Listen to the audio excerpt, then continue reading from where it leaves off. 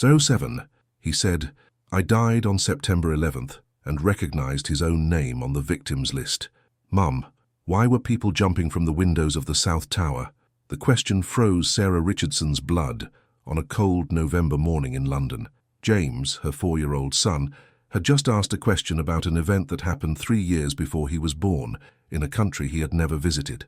"James, where did you hear about that?" Sarah asked, her teacup trembling in her hands. "I used to work there, Mum, at Aon Corporation on the 105th floor," the boy replied with disconcerting casualness, continuing to eat his cereal. "My name was Sean Patrick. I died on September 11th. Sarah felt the world spin. Her son had never watched the news, had never heard about the World Trade Center. How could a London child know about Aon Corporation, about the South Tower, about specific details of an American tragedy? The night before had begun as usual, with James's screams. Another nightmare about burning buildings, black smoke, the endless sensation of falling. But this time, he had mentioned a name, Sean Patrick. "I remember the heat, Mum," James continued, now staring directly at her with a maturity impossible for his age. "I remember people screaming, and I remember falling a long way from the 105th floor." Sarah watched her son, a normal child who loved soccer and BBC cartoons, speak about dying in circumstances that defined an entire generation. His words echoed in the kitchen of their Victorian home in Hampstead like an impossible echo from the past. How could a 4-year-old remember dying? Before continuing with this true story, make sure you're subscribed to the channel and write in the comments which country you're watching from. I always read them and love to know how far these stories are reaching. Sarah tried to rationalize all morning. Children have fertile imaginations. Maybe James had picked up fragments of adult conversations, fleeting images on television. There was a logical explanation for everything, but when she came home after dropping James at school, she did something she had been avoiding. She typed Sean Patrick South Tower Aon Corporation on her computer. The first result made her hold her breath. Sean Patrick Rooney, 50, executive at Aon Corporation, died on the 105th floor of the South Tower on September 11th, 2001. The coincidences were too terrifying to be casual. Exact name, exact company, exact floor.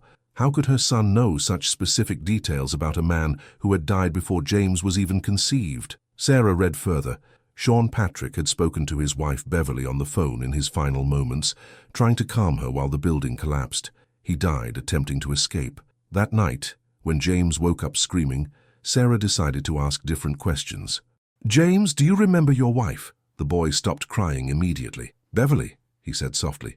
"She always worried when I traveled for work. I called her when the plane hit to tell her I was okay. But then—" James began to tremble.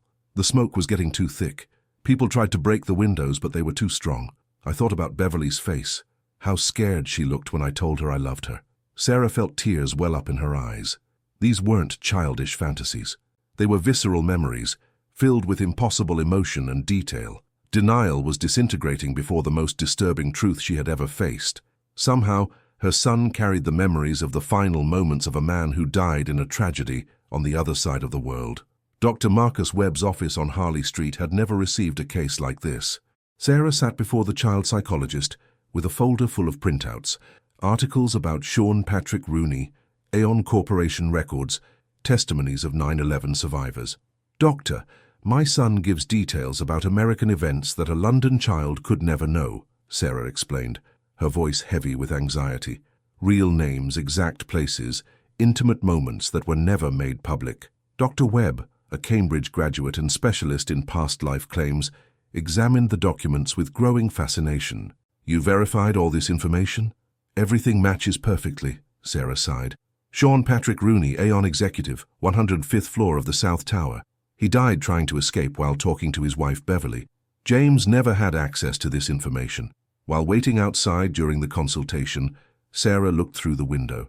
James was calmly drawing, but they weren't the typical drawings of a child. Colorful houses, smiling animals, happy families. James was drawing skyscrapers. Twin towers surrounded by smoke, tiny figures falling from impossibly high windows, and on each drawing, the same shaky signature, Sean Patrick, floor 105, South Tower. When Dr. Webb came out of the room, his expression had completely changed. In his hand, he held a recording and several disturbing drawings. "Sarah, I need to show you something, he said, playing back the session. James's voice echoed in the room. I was wearing my blue tie that morning. Beverly called me right after the plane hit. She was worried about me. Dr. Webb paused the recording. Sarah, James mentioned details that are not in public reports. Beverly Eckert never gave interviews about the final moments of that call. That's impossible, Sarah murmured. That's exactly it, the psychologist agreed. We are facing something that challenges our conventional understanding of reality. The recording continued, and James's childlike voice filled the office with chilling details. The smoke was so thick on our floor. People tried to break the windows, but they were too strong. I kept thinking about Beverly's voice, how scared she sounded when I told her I loved her. Dr. Webb leaned forward. Sarah, I contacted a colleague in New York who works with families of the September 11th victims. The details James is giving match exactly with the private testimony Beverly Eckert gave to the authorities, a testimony that was never made public. Sarah felt her hands trembling uncontrollably. How could he know about private phone calls that happened in America when he wasn't even born? The psychologist showed James's drawings, all with the same signature, Sean Patrick, 105th floor. But one of them made Sarah completely lose her breath. It showed a male figure on the phone, surrounded by smoke with the words, "Beverly, I love you," written in a speech bubble. There's more, Dr. Webb continued, showing another drawing. James drew the internal layout of Aon Corporation's office on the 105th floor, a layout that only appeared in architectural plans never publicly released. Sarah examined the detailed drawing. Desks, partitions, even the placement of the windows was accurate. How could a child know the internal geography of an office destroyed before he was even born? And there's this, Dr. Webb went on, playing more of the recording. James spoke about the 8:30 meeting that was cancelled, about the elevator that was under maintenance, about the new intern who started on Monday.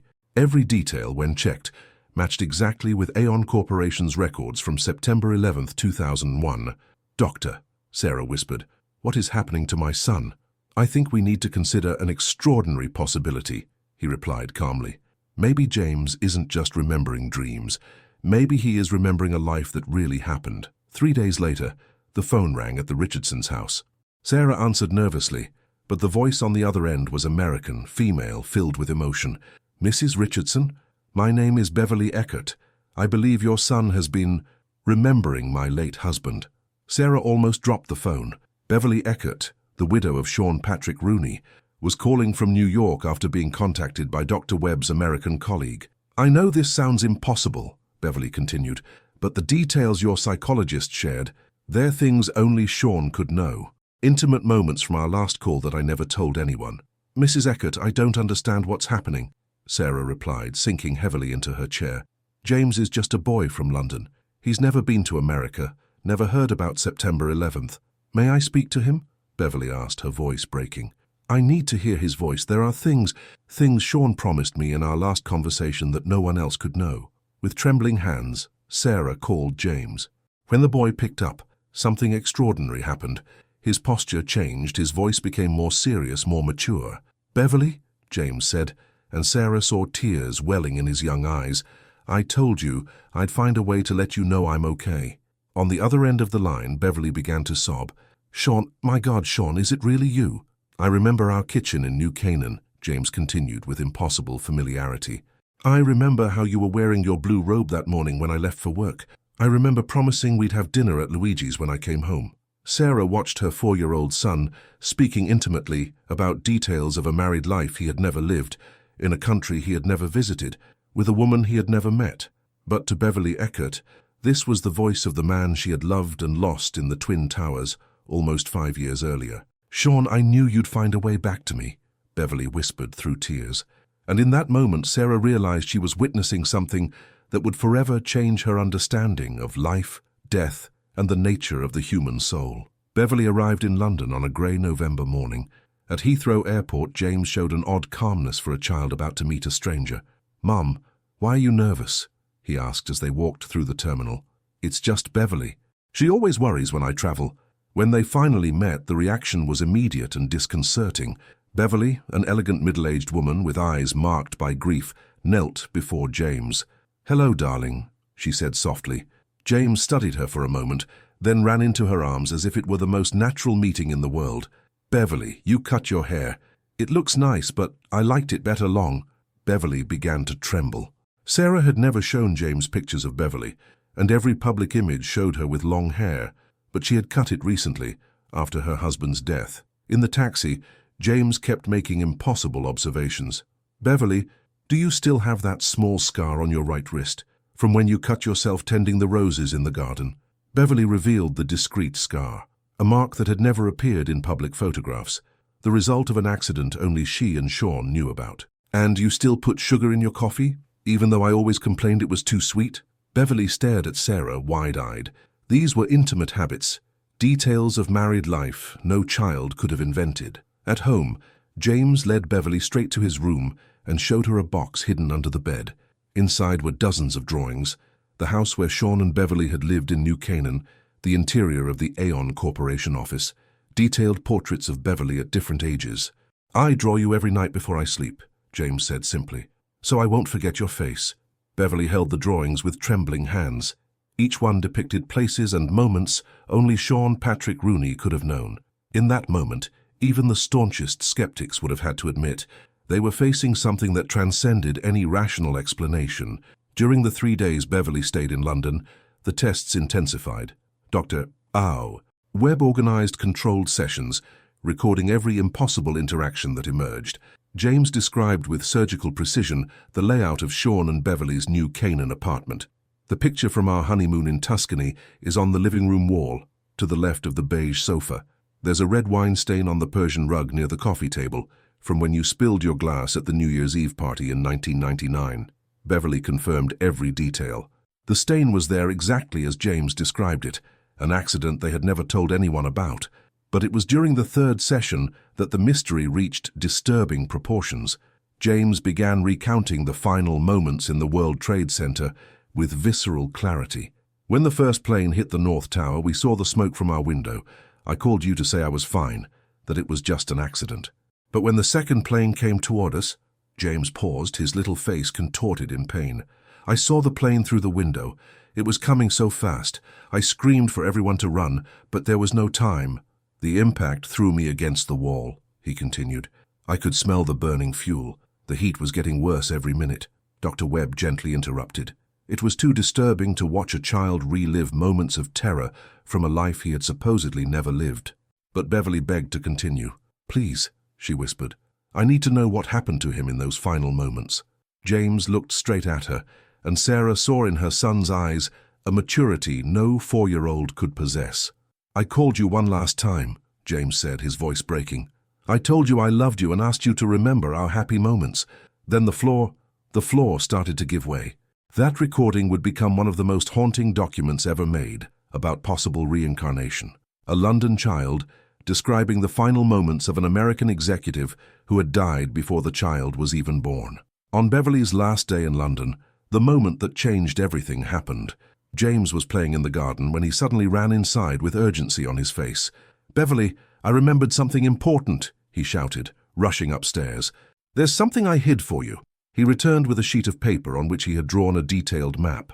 Look, this is our house in New Canaan, he said, pointing to different areas.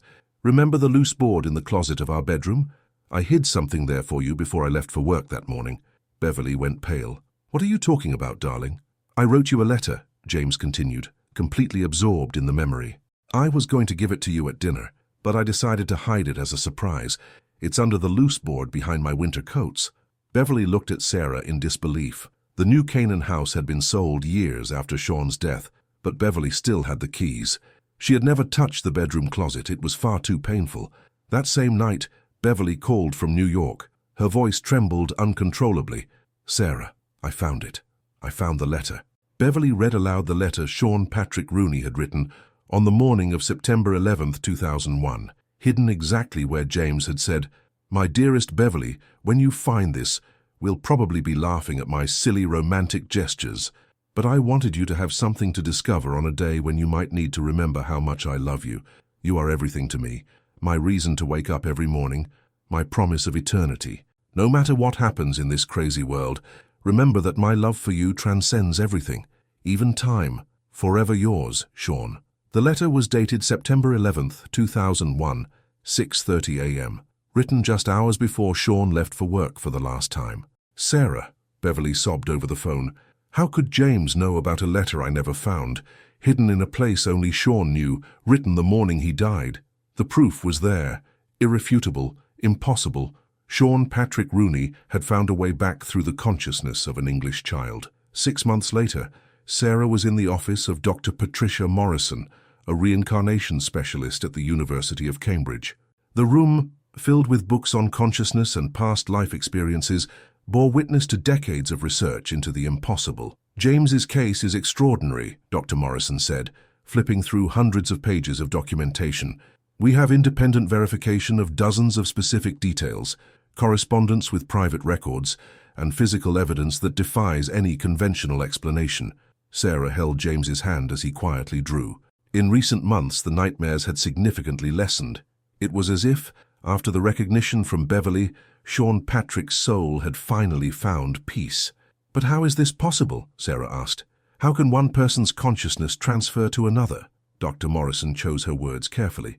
"There's a theory in quantum physics about the non-local nature of consciousness.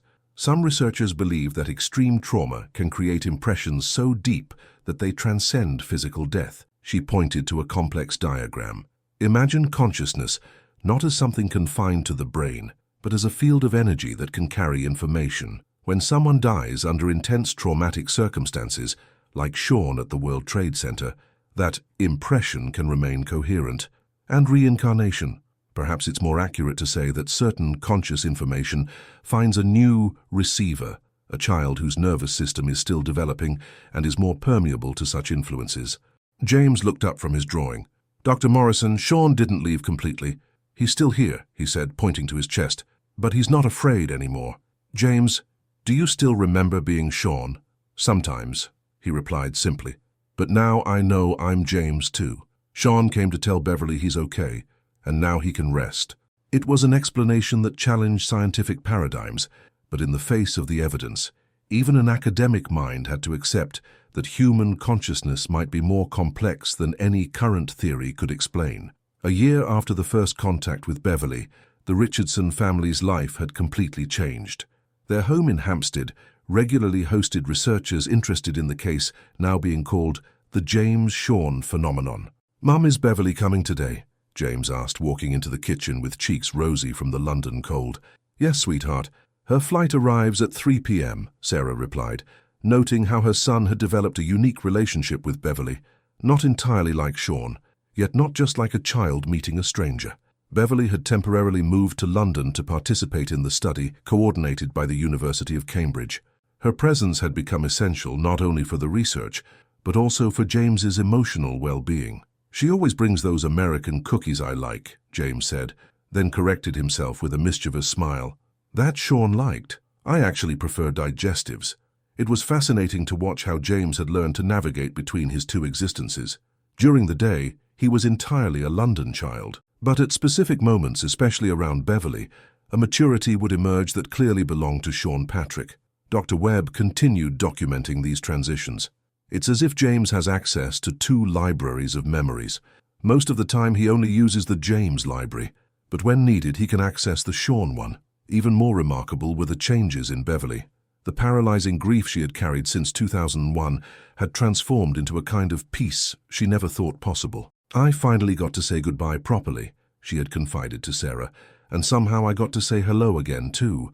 The case was influencing consciousness research at universities around the world, but for Sarah the most important change was simple. Her son was happy, balanced, and had become a bridge between two worlds, offering healing to both the living and the dead. The final session took place on a golden spring morning in London. Beverly had returned especially for what Dr. Webb called a farewell ceremony. James, now 6 years old, sat in the garden beside Beverly. "Beverly," he said, his voice carrying that familiar maturity, "it's time for me to let go completely." Beverly held the boy's small hands, tears welling up. "I know, my love. I came back to tell you that death isn't the end," James continued. "Love goes on, consciousness goes on, but I can't stay split between two lives forever. James deserves to be fully himself." "Am I going to lose you again?" Beverly asked, breaking. James smiled, at once an innocent child and a loving husband. You'll never lose me, Beverly. Every sunset you watch, every moment of joy, you'll find me there. But no longer as Sean, just as love itself. That's why I came back, he said, his voice shifting, to tell you to live, Beverly. Truly live. Fall in love again. I'll be happy knowing you're happy. James pulled a drawing from his pocket, two hearts connected by a golden line. This is how love really works, Beverly. It doesn't end with death, it just changes form. Beverly hugged James tightly. For one eternal moment, it was as if Sean Patrick was truly there, saying goodbye the way he never had the chance to. When they pulled apart, something had changed in James's eyes. The ancient depth was gone, replaced by the pure brightness of a child. "Are you okay, Beverly?" he asked, fully James again. "You're crying." Beverly smiled through her tears. "No, sweetheart. You said everything just right." Sean Patrick Rooney had finally found peace, and James Richardson was free to be completely himself. 5 years later, James Richardson, now 9 years old, woke up with no memory of the nightmares that had once filled his nights. He was simply an English boy who loved football, occasionally missing Aunt Beverly. Sarah watched her son get ready for school with deep gratitude. "Mom, can I stay at the park after school?" he asked. A completely normal question from a completely normal child. Beverly had remarried Michael, who made her laugh the way Sean had always wished to. Dr. Webb had published a book about the case, emphasizing that the most important outcome hadn't been scientific proof, but emotional healing. That afternoon, James sat beside Sarah in the garden. "Mom," he said suddenly, "sometimes I get this weird feeling, like I helped someone once but I can't remember how." Sarah smiled, brushing his hair. "Maybe you did help someone, sweetheart. Maybe you helped someone find peace. Do you think that's possible? That we can help people even if we don't remember?" Sarah looked at her son, her James, completely James now, and thought of Beverly, of Sean Patrick, of all the lives touched by that extraordinary mystery. "I think, my love, that sometimes the most important things we do are the ones we don't even realize we're doing, and sometimes the greatest gift we can give someone is simply to be exactly who we are." James nodded and ran back to his play. Sarah stayed in the garden, knowing she had witnessed something that confirmed the most fundamental truth. Love truly transcends everything, even death. And somewhere between the visible and invisible realms, two souls had finally found the peace they had always deserved.